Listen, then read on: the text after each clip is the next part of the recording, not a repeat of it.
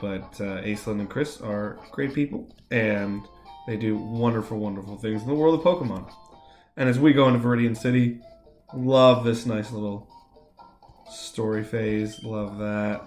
Came here with some friends to catch bugged Pokemon. I don't know why would any... Okay, I shouldn't say that. Some bug Pokemon are cool. I don't know why anyone would be like, though, bug Pokemon, yes! Outside of a few. Alright. Let's go in with our boy Clive into the tall grass. But going back a little bit, for you, Chris, yes. I was actually just telling someone, I think it was Ab, I was like, I don't know if there's a single more supportive person to my Pokemon region than Aislinn. She is so absolutely supportive and hyped to see stuff, and it is actually just a huge boost. Every time I get down, I think about, support she's throwing my way, or Angelo's throwing my way, or Ab's throwing my way in this stuff. So it was super, super helpful, and really, actually, it's just really kind, and helps a lot. So thank you. And I'm always excited to, when I see Ace Trainer streaming, to pop in and say hi at least. Clive, you have done it, my boy! I'm starting to like Rattata. What is this? But we need Clive to be a part of the team. Ooh, Weedle. Alright. It's level 5. Oh, thank God. Alright, Clive. Let's do this. Yes, no.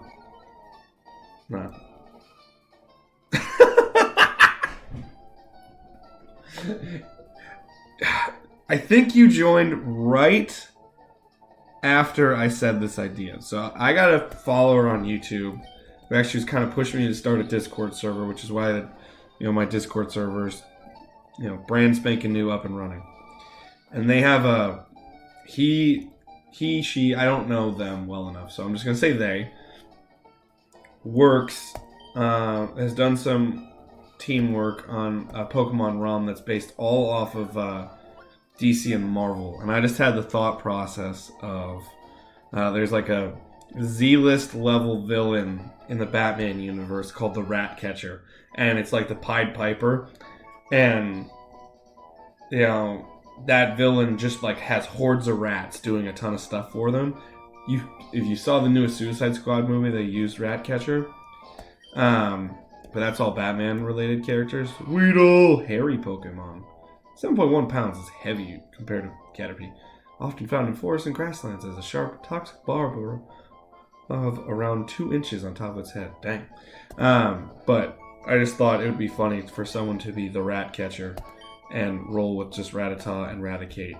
I guess you could use the workaround that you could use Pikachu and Raichu too, but it doesn't really fit the vibe. Alright, let's roll through. Continue with Clive. Ooh, I'm very tempted to do some Weedle on Beetle violence, but that seems rude. Alright. Start it up, Clive. Start it up, Clive.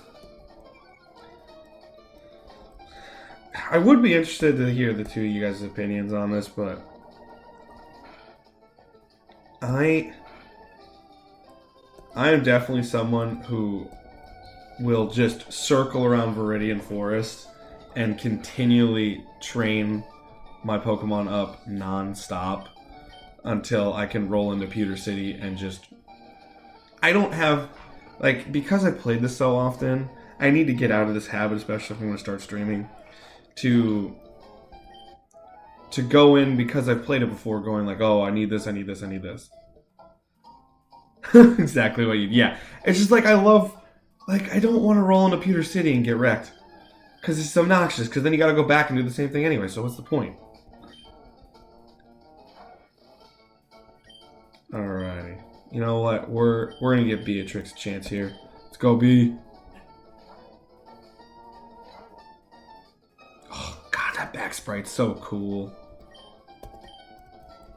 Honestly, Pidgey is so underrated. I love Pidgey. I really do. Speed fell. Speed fell, not a problem for Beatrix. Bee's got this. Come on, Bee. Come on, Bee. Come on, Bee.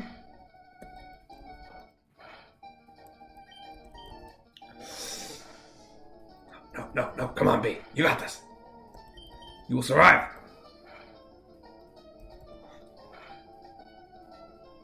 Insane Pidgey stands.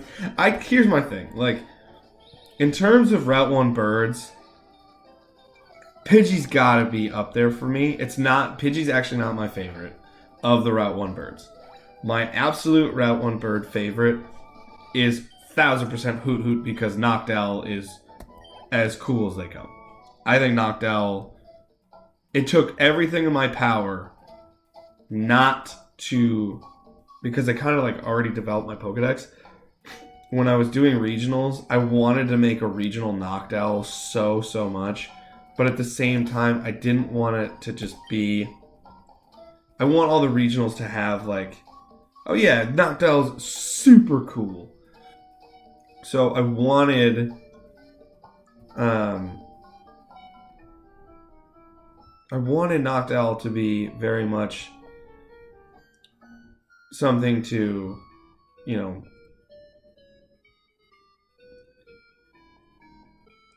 What am I trying to say? I wanted Noctowl to be something special if I was going to do it. Which is great. And I love that. But, at the same time, like, I didn't really have a place for it. So I didn't want to just be like, oh, here's a new Noctowl for you. Because if I'm going to do it, I want to do it right. And then I had a Pokemon that...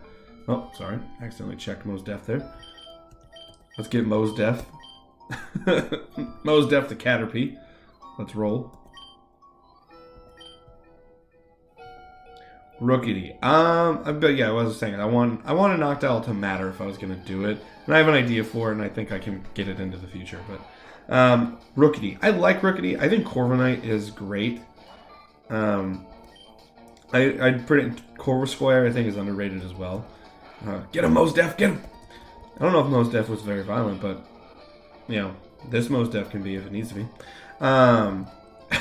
So I like Rookity quite a bit, actually. I think it's really smart to just go with a really round, welcoming bird as a Route 1 Pokemon. And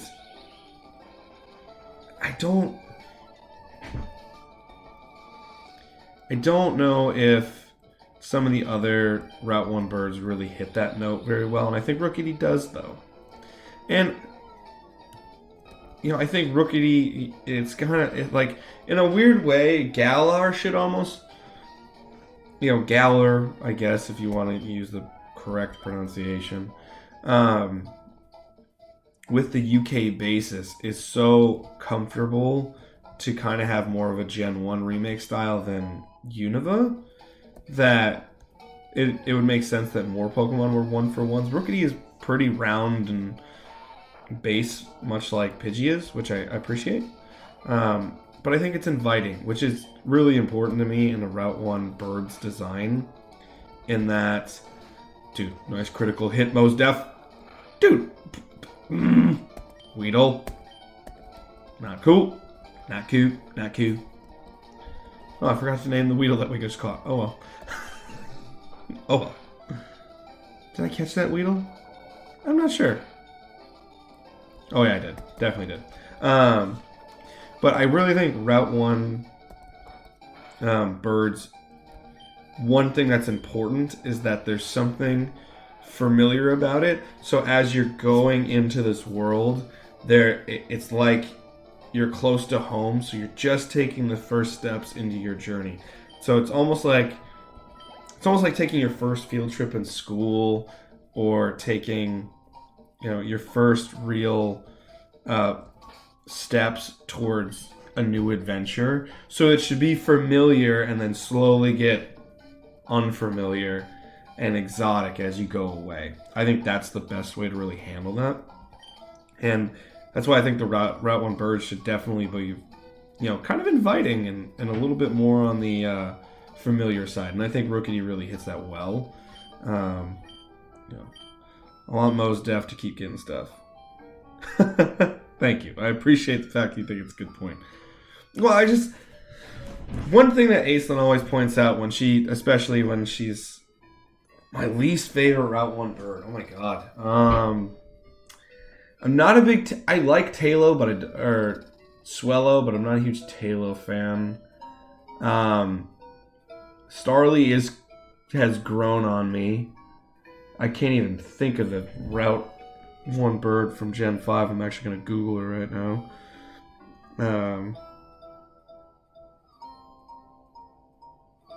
Which is absurd to think about. That I have to Google a Pokemon.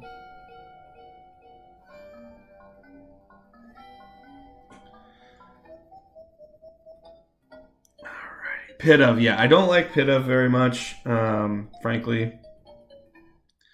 I guess some people consider Wingull to be a Route 1 bird from Gen 3. I like Wingull personally.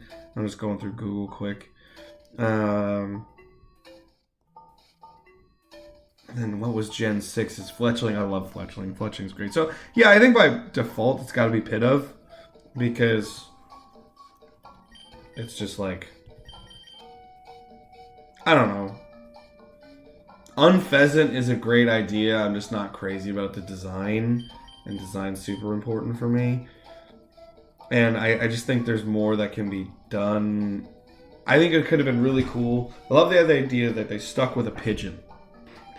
Because Pidgey doesn't strike me as a pigeon. Obviously, the namesake is pigeon, but it gives me far more of just like this basic, roughed up bird. Whereas, like, Pidove is definitely like your basic pigeon that you'd see anywhere, but specifically in like the Central Park area. And to... Actually, no, we're gonna roll with that one. We're gonna do this. We're gonna take this battle here and run through.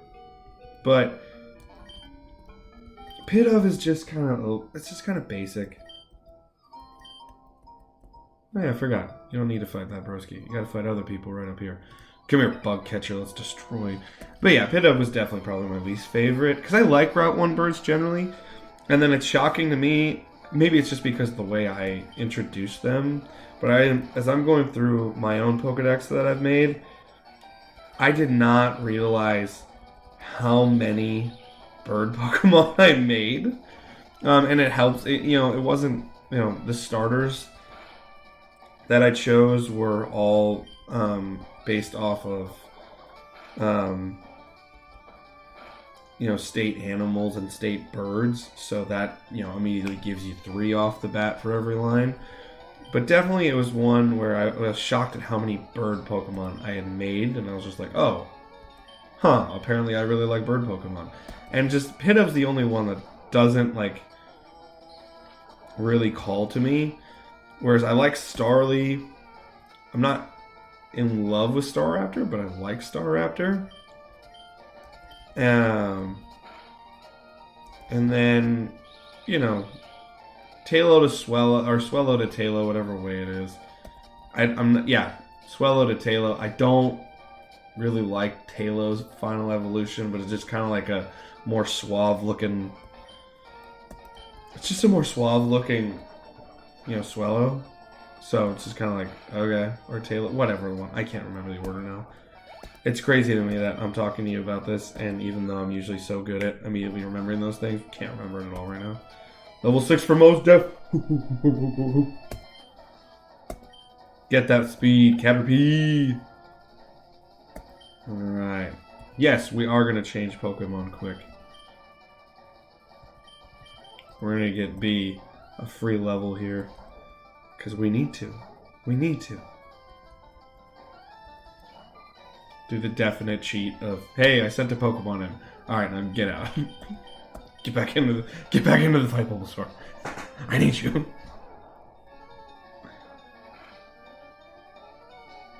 I want to learn more, so I'm listening intently. What exactly are you trying to learn more right now, my friend?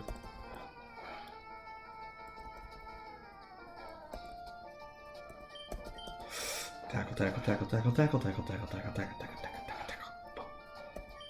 Bulbasaur destroy.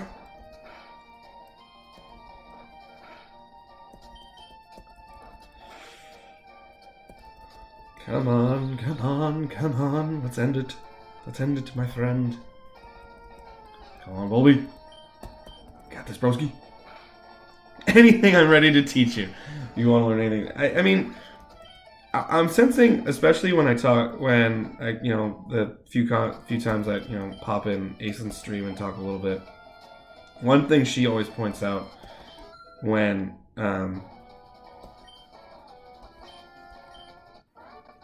one thing that she always points out to everyone that I myself didn't even really think about was that when I first started doing my own Pokemon region, it didn't start because I wanted to design Pokemon. It really wasn't the purpose. When I first started creating Pokemon, it was because I just sat down with our friend Kyle, and he's written short stories and other stories before, and he's a great creative mind. He does a lot through D&D. That's his biggest creative outlet. But I went home for a Christmas with Ab, and I was just like going through, and it was before I really got back into Pokemon. And I was going through the Pokedex and just going like through Bulbapedia, and I'm like, there are so many more Pokemon. This is all the way back in like 2015, 2016, something like that. And I was just going through Bulbapedia, going, there are so many more Pokemon than I thought there were that existed. And then I really got back into it. A coworker actually gave me a 3DS with a copy of X and a copy of Alpha Sapphire, which I think I worked with that guy for maybe 3 weeks. It was very, very kind of him to do. And I feel awful I'd give him his name, but I don't even remember his name in this